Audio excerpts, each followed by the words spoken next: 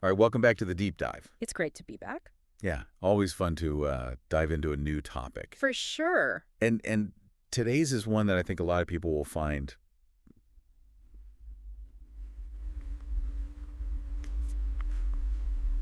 particularly interesting. Yeah. It's relevant whether you're the one creating something new Uh-huh. or just the one buying it. Exactly. So we're talking about, how do we really figure out what consumers want Mm-hmm. when it comes to new products or services? Like what makes us choose one thing over another? Yeah, and it seems like, the obvious answer is just ask them, right? Right. But as we're going to see, it's not quite that simple. It really isn't. Because, I mean, think about it. Yeah. If I just asked you to, describe your dream car Okay. or the perfect vacation or even just Right. your ideal smartphone, Mhm. all the features, the price, everything, Huh. that information might not actually line up with what you'd actually choose Totally agree. when faced with, real options and real budgets and all that. Yeah, when you have to make those trade-offs in the real world, Right. it becomes a different game. So let's talk about why that is. Why are our own stated opinions Okay. sometimes a little bit misleading when it comes to figuring out what we truly want?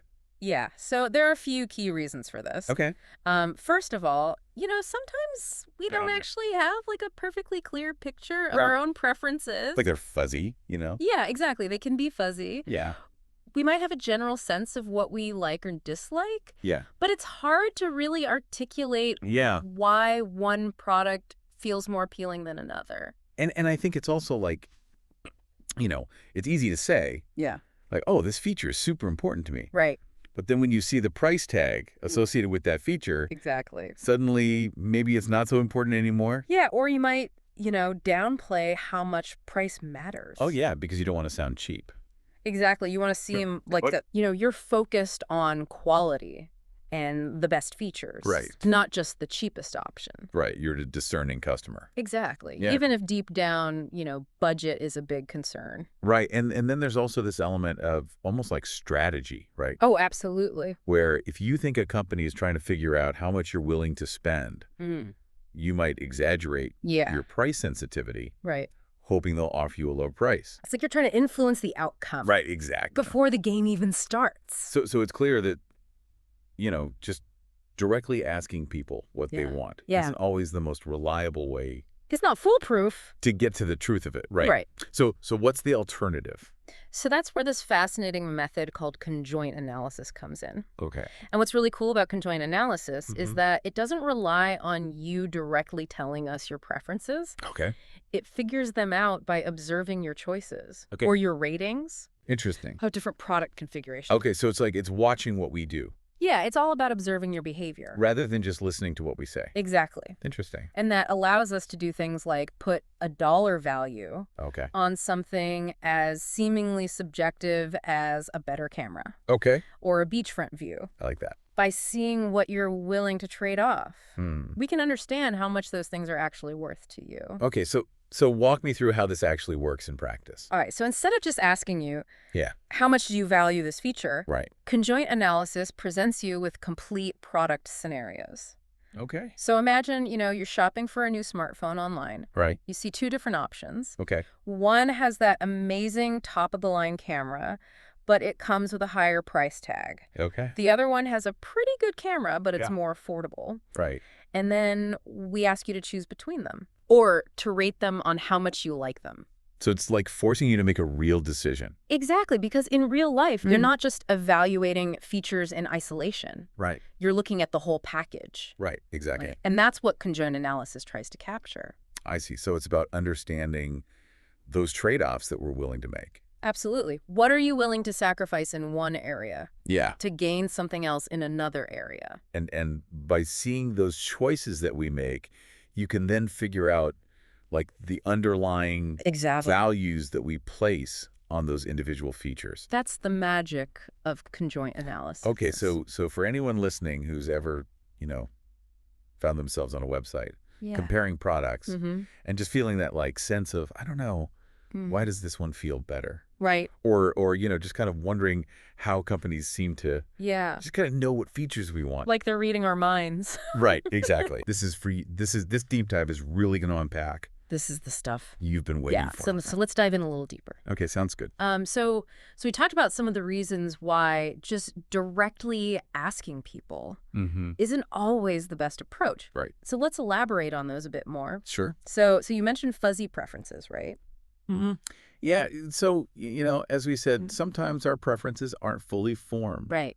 We might have this general idea of what we're looking for in a product, but it's only when we're actually confronted with concrete options. Real choices. Real choices, yeah, and forced to make those trade-offs that our preferences really start to crystallize. Right. So it's almost like, you might think you want something, but then when you see it in the context of other things, suddenly you realize, oh, actually, this is more important to me than I thought it was. Exactly. It helps us prioritize. Those different factors. And it's also hard sometimes to even put into words what it is. Oh, absolutely. That we like or dislike about something. Yeah. Like try describing the taste of something you've never had before. It's impossible. You can use general terms, but until you actually taste it, you can't really define your preference. Right. And conjoint analysis is kind of like that. Yeah. It helps break down those broad concepts like comfort in a car into tangible features like seat material, legroom, suspension quality. Right. Things you can actually measure. Exactly. Okay. So then there's the social desirability bias that we touched on. So this is a big one because as humans, we naturally want to present ourselves in a positive light. Right. So if someone asks us how important price is to us, we might downplay it. Yeah, because you don't want to seem like, you're cheap or you're only focused on the bottom dollar. Exactly. Right. We want to appear like we're making thoughtful decisions. Right, like you're weighing all the factors. Yes. Right, exactly. And really, considering quality and all that. Based on merit, not just price. But in reality, it might be that our budget is like the biggest constraint. The driving force. Right, exactly. And conjoint analysis can help kind of reveal that. Exactly. It gets at those underlying economic considerations. That we might not even be fully aware of. That we might not want to admit to ourselves. Right, exactly. Yeah. Or to the researcher. Okay, and then the last one was that kind of strategic aspect. Right, the strategic responses. Yeah. So this comes into play when you suspect that your answers might influence future pricing. Oh, yeah. So you try to game the system a little bit. Right, like if you think that by saying you're really price sensitive, they're going to offer you a lower price. Right. You might overemphasize that, even if it's not entirely true. Right. So it's kind of like negotiating before the negotiation. It is. It's a pre-negotiation tactic. Yeah. Okay. So we've established that directly asking have all these potential pitfalls. It's a minefield. So how does conjoint analysis? So conjoint analysis sidesteps these issues by focusing on your actual choices or ratings. So it's about what we do, not what we say. Exactly. Actions speak louder than words. I like that. And it also presents you with complete product profiles. Okay. So think back to our smartphone example. Yeah. You're browsing online. Right. You don't just see a list of individual specs. Right. You see different phone models, each with a unique combination of camera quality, processor speed, storage, color options, and of course, price. Right, so you see the whole package. Exactly, you see the whole package. And as you're looking at those different phones, you're inherently making those trade-offs in your mind. Right. Yeah, like, do I really need all that extra storage? Right. If it means adding another $200 to the price tag? Yeah. Or is that amazing camera worth getting a color I don't love as much? Right. You're constantly weighing those different factors against each other. So conjoint analysis is essentially working backward of those choices that we're making. It's reverse engineering your decision process. Interesting. To uncover what really matters to you. So the goal is to figure out, like, the value, the hidden value that we place on each of those individual features. Precisely. Okay. It's about understanding what each feature is actually worth to you. Okay, so let's say we're comparing a couple of different iPhones. One has, the triple lens camera system, the absolute latest processor, tons of storage. It's up the line. Right, and then another one is a little bit older. Okay. It's got a dual lens camera. Still a powerful processor, but maybe not the absolute latest. Right. And a bit less storage. But it's also got a lower price tag. Right. So now you have to decide. Right. And when we ultimately choose one of those phones, we've considered all of those factors. Weigh them all. Right. Consciously or unconsciously. Exactly. And conjoint analysis helps us understand that internal process of how you're comparing those products and ultimately making your decision. So it's more nuanced than just asking, how much do you like a 3-camera system? Exactly. Because your answer to that question would depend on so many other things. Right. Like how much does it cost? Right. What are the other features? And what are the alternatives? Exactly. Okay. So how do we actually move from those? Okay. You know, I would choose this phone answers to actually understanding those preferences. So this is where the analytical part comes in. Okay. We don't need to get too deep into the weeds of statistics. Okay, good. But the basic idea is to see how different combinations of features impact the choices that people make. Right. Or the ratings that they give. Got it. So think of it this way. Yeah. The overall appeal of a smartphone is kind of like the sum of the values you assign to its individual parts. Okay. So like the camera, the processor, the storage, the price. So it's like an equation almost. Yeah, you can think of it like that. So like value of the camera plus value of the processor plus value of the storage, and then, you know, minus your sensitivity to price. Equals the overall appeal. It equals the overall appeal, exactly. Interesting. And in the actual analysis, we look at which specific features are present in the options that you prefer. Got it. So for example, if a phone has that top-of-the-line camera, and you consistently choose phones with that camera, that tells us that feature contributes a certain amount to its overall appeal. So it's about looking for patterns in the choices that people are making. We're looking for those consistent preferences.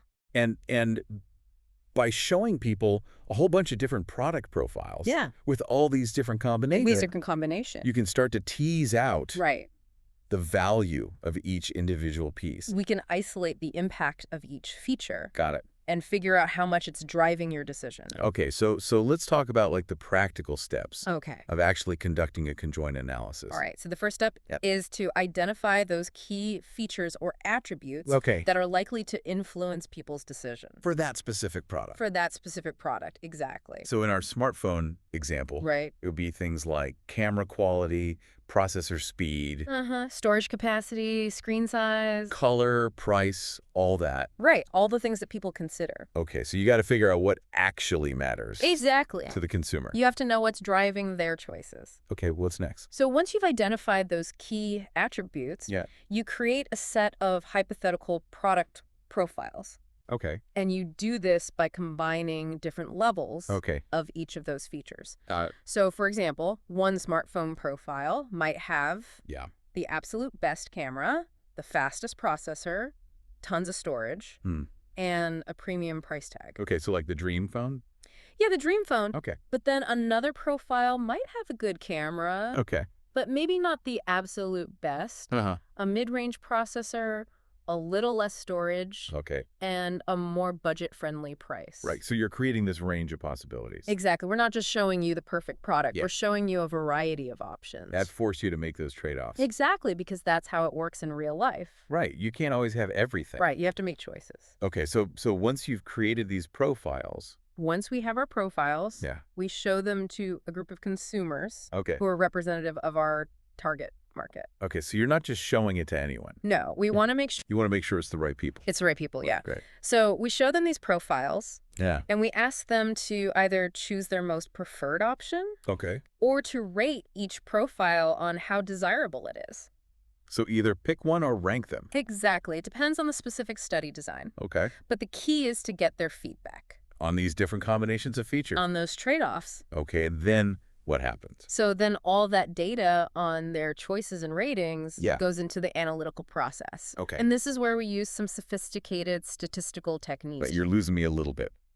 Don't worry, we don't need to get into the nitty-gritty. Okay, good. But basically, the analysis helps us identify the relationship between the different feature levels and the consumer's choices or ratings. Got it. So the output of this analysis tells us the preference or the part worth utility. Okay, so it's a number that represents... It's a number. How much we like that specific feature. Exactly. How much that specific feature level contributes to the overall appeal of the product. So a higher number means we like it more. A higher number means you like it more. Lower number means we like it less. Exactly. Okay, and this gets to, I think, like a core principle of conjoint analysis, right? Absolutely. Which is that it's not just about asking about features in isolation. It's not about asking. It's about how they all work together. It's about how they all work together. In a complete offering. In the context of the whole product. Right, so it's called conjoint analysis. Exactly. Conjoint meaning jointly considered. Okay, I get it. It's recognizing that your overall opinion of a product isn't just a simple sum of how much you like each individual feature. Right. It's about the whole package. It's about the whole package. Okay, so it's not just about having a great camera. Right. It's about having a great camera at a certain price. At a certain price. In a phone that also has these other features that matter to me. That also has the right size, the right color, the right battery life. And all those things are considered together. It's all about those trade-offs and how you balance those different factors. That makes sense. You know, even swiping on a dating app, you're doing a kind of implicit conjoint analysis. Interesting. You're looking at a profile with attributes like photos, age, interests. And your choice is the swipe, left or right. Right. And you could theoretically analyze those swipes to figure out how much you value each of those attributes. That's a really good way to think about it. It's a simplified example, but it illustrates the core principle. Okay, so let's look at a real-world example to kind of solidify this. So there's this study that I saw that looked at hotel choices in Miami. Okay, so people are booking hotels in Miami. Exactly. What kind of things are they looking at? So they looked at a bunch of different factors. Okay. Like the brand of the hotel. Okay, so like Hilton versus Marriott versus... Exactly. Hilton, Marriott, Airbnb. Okay, got it. The location. Okay. Whether it was beachfront, near the beach, or in the city center. Yeah, those are all big considerations. Big considerations, especially in Miami. Okay. They looked at the average customer rating, the number of reviews, the distribution of those ratings. Okay, like were they all really good? Yeah, were they consistently positive? Or were there some mixed in there? Or were there some negative ones? Okay. And, of course, the price per night. Of course, yeah. So all those factors that you would think about. All the things you'd weigh. When booking a hotel. When booking a hotel. Okay, so they gathered all this data on people's preferences. Yeah. What did they find? So the analysis revealed the relative importance of each level within each attribute. Okay, so for example, for brand, your brand, let's say Hilton had a certain value, a positive value. A positive value. Marriott had a slightly different positive value. Right. And then Airbnb was like the baseline. Yeah, the baseline. With a value of 0. Exactly. So that suggests that, all else being equal, people generally prefer staying at a Hilton or Marriott. That's one interpretation. Compared to an Airbnb. Right. Okay. And then for location, you know, beachfront might have a huge positive value. Yeah, because everyone wants to be on the beach in Miami. Exactly. Beachfront is prime real estate. Right. Near the beach might have a smaller positive value. Okay. And city center might be the baseline of the value of 0. Right. So it clearly shows... It's a hierarchy. Yeah, the preference for being closer to the water. Exactly. And you can see how these values really quantify those preferences. And then for price... I imagine you'd see negative values, right? You would, yeah, because as the price goes up, the desirability goes down. Makes sense. So a moderate price might be the baseline. Okay. With a value of 0. Yeah. And then a higher price would have a negative value. Reflecting that negative impact on preference. Exactly. People don't like paying more. No one likes to pay more. Unless they're getting something extra for it. Right, exactly. Okay, so we have all these numbers now.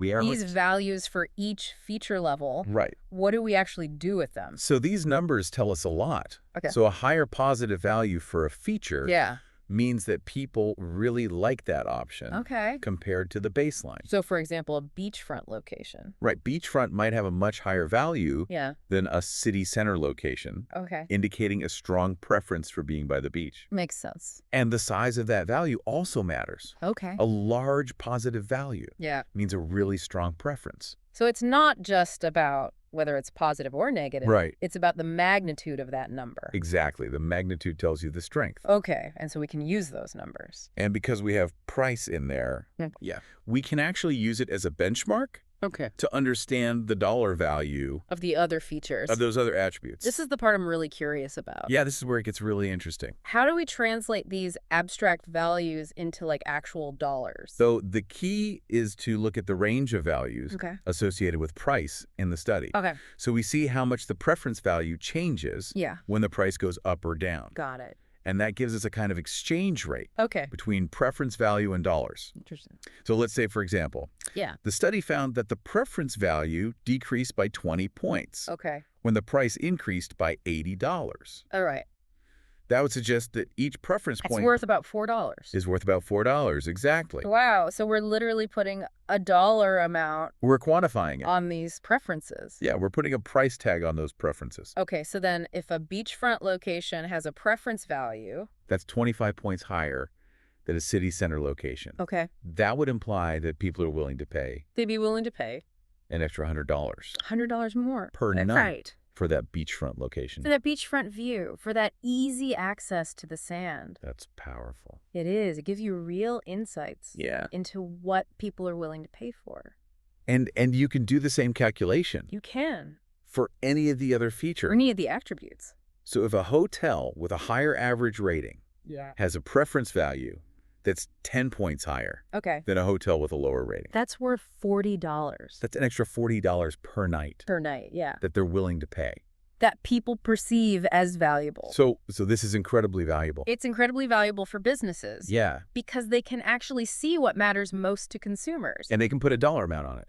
And they can put a dollar amount on it. So they know what to invest in. Exactly. Whether it's, developing new products or acquiring new assets. Or even just marketing their existing products. Right. They can highlight those features that people are willing to pay a premium for. Well, let's go back to our Airbnb example in Miami. Okay, back to Miami. You're thinking about buying a property to rent out on Airbnb. Right. You've got a choice between one that's beachfront and one that's in the city center. All right. And based on our conjoint analysis, we know that beachfront location commands a premium. Could potentially get you $100 more per night. $100 more per night. So if you estimate, you can rent it out. Yeah. Let's say 200 nights a year.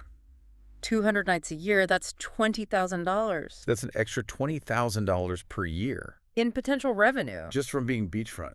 Just from that location. That's huge. It is.